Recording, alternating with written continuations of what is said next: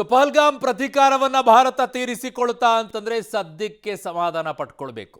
ಯಾಕಂದ್ರೆ ಉಗ್ರರನ್ನ ಪೂರ್ತಿ ಮಟ್ಟ ಹಾಕುವವರೆಗೂ ಕೂಡ ನಾವು ಸಮಾಧಾನ ಆಗಬಾರದು. ನೋಡಿ, ಉಗ್ರರ 9 ನೆಲೆಗಳು ಕೂಡ ಉಡೀಸಾಗಿರೋದು.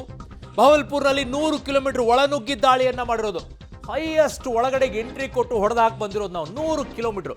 ಪಾಕಿಸ್ತಾನ ಇದನ್ನ ಊಹೇನು ಮಾಡ್ಕೊಳ್ಳೋಕ್ಕಾಗಿರೋದಿಲ್ಲ, ನಿರೀಕ್ಷೆ ಕೂಡ ಮಾಡಿರೋಕ್ಕಾಗಿರೋದಿಲ್ಲ. ಕಾರಣ ಅವ್ರು ಅನ್ಕೊಂಡಿರ್ಬೋದು ಒಂದು 20-30 ಕಿಲೋಮೀಟರ್ ಒಳಗಡೆಗೆ ಬಂದಷ್ಟೇ ಹೊಡೆದು ಹೋಗ್ಬಿಡ್ಬೋದು ಅಂತ ಹೇಳಿ. ಬಟ್ 100 ಕಿಲೋಮೀಟರ್ ಒಳಗಡೆಗೆ ನುಗ್ಗಿ ಹೊಡೆದು ಬಂದಿದ್ದೀವಿ. ಟಾರ್ಗೆಟ್ ಉಗ್ರರೇ, ಟಾರ್ಗೆಟ್ ಉಗ್ರರ ತರಬೇತಿ ಕೇಂದ್ರಗಳೇ.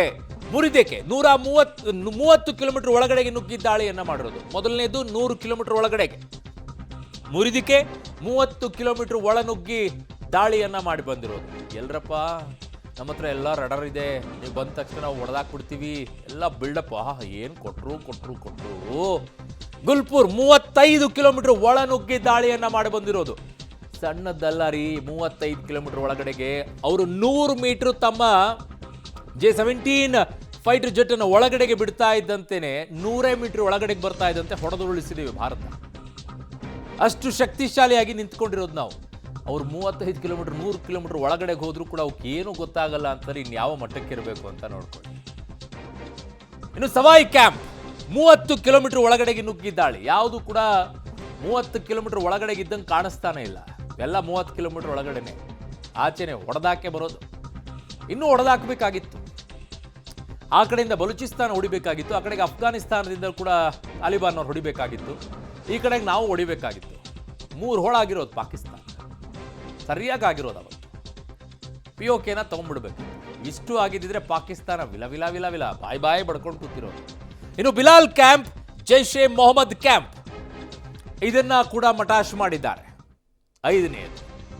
ಬಟ್ ಇದು ಹೇಗೆ, ಯಾವ ರೀತಿಯಾಗಿ, ಎಷ್ಟು ಜನ ಉಗ್ರರು ಡೆತ್ ಆಗಿದ್ದಾರೆ ಅನ್ನುವಂಥದ್ದನ್ನ ಪಾಕಿಸ್ತಾನ ಹೇಳ್ಕೊಳ್ಳಲ್ಲ. ಹೇಳಿದ್ರೆ ಅವ್ರಿಗೇನಾಗುತ್ತೆ ಅಂತಂದ್ರೆ ಪ್ರಪಂಚದ ಮುಂದೆ ನಾವು ಉಗ್ರರನ್ನ ಸಾಕ್ತಾ ಇದೀವಿ ಅನ್ನೋದು ಗೊತ್ತಾಗತ್ತೆ ಅನ್ನೋ ಕಾರಣಕ್ಕೋಸ್ಕರ ಇದ್ಯಾವುದನ್ನು ಕೂಡ ಬಿಟ್ಕೊಡೋದಿಲ್ಲ ಅವರು. ಅದರ ಬದಲಾಗಿ ಆ ಸೇನಾಧಿಕಾರಿ ಕೂತ್ಕೊಂಡ್ಬಿಟ್ಟು ಸುದ್ದಿಗೋಷ್ಠಿಯನ್ನು ಮಾಡಿ ಬಾಯ್ ಬಿಡ್ತಾನೆ, ನಮ್ಮಲ್ಲಿ ನಾಗರಿಕರಿಗೆ ಇಷ್ಟ ಹಾನಿಯಾಗಿದೆ, ನಮ್ಮ ಮಸೀದಿಗೆ ಡ್ಯಾಮೇಜ್ ಆಗಿದೆ ಅಂತೆಲ್ಲ ಬಿಲ್ಡಪ್ ಕೊಟ್ಕೊಳ್ತಾನೆ. ಉಗ್ರರನ್ನ ಎಷ್ಟು ಹೊಡೆದಾಕಿದ್ದಾರೆ ಅನ್ನೋದನ್ನು ಹೇಳಬೇಕು. ಕೋಟ್ಲಿ ಕ್ಯಾಂಪ್ನಲ್ಲಿ 15 ಕಿಲೋಮೀಟರ್ ಒಳನುಗ್ಗಿ ದಾಳಿಯನ್ನ ಮಾಡಿರೋದು. ಇದೇ ತುಂಬಾ ಹತ್ತಿರದಲ್ಲಿ ಹೊಡೆದಿರೋದು ಅನ್ಸುತ್ತೆ, 15 ಕಿಲೋಮೀಟರ್. ಇಂಥ ಕ್ಯಾಂಪ್ಗಳು POKಯಲ್ಲಿ ತುಂಬಾ ಇವೆ. ಹಾಗಾಗಿನೇ ಪದೇ ಹೇಳುವಂತ ವಿಚಾರ ಏನು ಅಂತಂದ್ರೆ, ಫಸ್ಟ್ POKನ ಕ್ಯಾಪ್ಚರ್ ಮಾಡಿಬಿಟ್ರೆ ಟೆರರಿಸ್ಟ್ ಕ್ಯಾಂಪ್ಗಳು ಆಲ್ಮೋಸ್ಟ್ ಆಲ್ ಕಡಿಮೆ ಆಗ್ಬಿಡುತ್ತೆ. ಸೇನೆಯಲ್ಲಿ ನಿಯೋಜನೆಗೊಳಿಸ್ಬಿಟ್ರೆ ಈ ಟೆರರಿಸ್ಟ್ ಕ್ಯಾಂಪ್ಗಳನ್ನ ಹಾಕೊಳ್ಳೋಕ್ಕೂ ಕೂಡ ಕಷ್ಟ ಆಗುತ್ತೆ. ಕಾರಣ ಅದು ಬೆಟ್ಟದಲ್ಲಿದೆ. ಒಂದು ಬೆಟ್ಟದ ಮೇಲೆ ನಿಂತು ಕೆಳಗಡೆ ಪಾಕಿಸ್ತಾನವನ್ನು ನೋಡಿದಂಗಾಗುತ್ತೆ. ಬರ್ನಾಲ್ ಕ್ಯಾಂಪ್ 10 ಕಿಲೋಮೀಟರ್ ಒಳಗಡೆಗೆ ನುಗ್ಗಿ ದಾಳಿಯನ್ನ ಮಾಡಿರೋದು. ಬರ್ನಾಲ್ ಕ್ಯಾಂಪ್ ಇವೆಲ್ಲವೂ ಕೂಡ ಗೊತ್ತಿದೆ. ಹೀಗಿದ್ದಾಗಲೂ ಕೂಡ ಪ್ರಪಂಚ ಪಾಕಿಸ್ತಾನದ ವಿಚಾರದಲ್ಲಿ ಯಾಕೆ ಅಷ್ಟೊಂದು ಮಾನವೀಯತೆಯನ್ನು ತೋರಿಸುತ್ತೆ ಅಂತ, ಯಾಕದರ ಸಹಾಯಕ್ಕೆ ಹೋಗುತ್ತೆ ಅಂತ ಹೇಳಿ. ಅದು ಬರೋ ದುಡ್ಡನ್ನೆಲ್ಲ ತನ್ನ ಸೇನೆಗೆ ಕೊಡುತ್ತೆ, ಸೇನೆ ಅದನ್ನೆಲ್ಲ ಉಗ್ರರಿಗೆ ಕೊಡಿಸುತ್ತೆ. ತನ್ನ ಇಡೀ ಬಜೆಟ್ನಲ್ಲಿ 13% ಜನ ಅವರು ರಕ್ಷಣೆಗೆ ಕೊಡ್ತಾರೆ, ಅಂದ್ರೆ ಸೇನೆಗೆ ಕೊಡ್ತಾರೆ. 13%ನಲ್ಲಿ ಯಾರ್ಯಾರು ಎಲ್ಲೆಲ್ಲಿ ತಿಂದು ಹಾಕ್ತಾರೋ, ಟೆರರಿಸ್ಟ್ಗಳನ್ನು ಎಷ್ಟೆಷ್ಟು ಸಾಕ್ತಾರೋ, ಇಷ್ಟು ದುಡ್ಡು ಅಲ್ಲಿಗೆ ಹೋಗೋದು. ಸರ್ಜಲ್ ಕ್ಯಾಂಪ್ 8 ಕಿಲೋಮೀಟರ್ ಒಳಗಡೆಗೆ ದಾಳಿ, 8 ಕಿಲೋಮೀಟರ್ ಒಳಗೆ ನುಗ್ಗಿ ದಾಳಿಯನ್ನ ಮಾಡಿರೋದು. 100 ಕಿಲೋಮೀಟರ್ ಹೈಯೆಸ್ಟ್ ಇದೆ. 100 ಕಿಲೋಮೀಟರ್ ಒಳಗಡೆಗೆ ಹೋಗಿ 100 ಕಿಲೋಮೀಟರ್ ಒಳಗಡೆ ಹೋಗಿ ಹೊಡೆಯೋದು ಸುಲಭದ ಮಾತು ಅನ್ಕೊಂಡಿದ್ದೀರಾ? ಏನ್ ಬೇಕಾದ್ರೂ ಆಗ್ಬೋದಾಗಿತ್ತು. ಆದರೂ ಕೂಡ ಯಾವ ರೀತಿಯಲ್ಲಿ ಭಾರತ ಇದರಲ್ಲಿ ಸಕ್ಷಮವಾಗಿದೆ ಅನ್ನುವಂಥದ್ದನ್ನು ಅರ್ಥ ಮಾಡ್ಕೊಳ್ಬೇಕು. ಇನ್ನು ಮೆಹಮೋನಾ ಕ್ಯಾಂಪ್ 15 ಕಿಲೋಮೀಟರ್ ಒಳಗಡೆಗೆ ನುಗ್ಗಿ ದಾಳಿ. ಈ 10-15 ಈ ಕಿಲೋಮೀಟರ್ಗಳಿದಾವಲ್ಲ, ಇವೆಲ್ಲವೂ ಕೂಡ POKಯಲ್ಲಿ ಬರುವಂಥದ್ದು.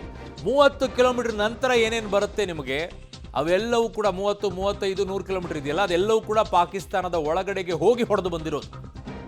ಪಾಕ್ ಆಕ್ರಮಿತ ಕಾಶ್ಮೀರ ಒಂದು ಕಡೆಗೆ 5 ಜಾಗಗಳು, ಪಾಕಿಸ್ತಾನದ ಒಳಗೆ 4 ಜಾಗಗಳು, ಅವುಗಳನ್ನು ನುಗ್ಗಿ ಹೋಗಿ ಹೊಡೆದು ಬಂದಿದ್ವಿ. ನಿಮಗೇನು ದೃಶ್ಯವನ್ನು ತೋರಿಸ್ತಾ ಇದ್ವಿ, ಇದು ಮಸೀದಿ.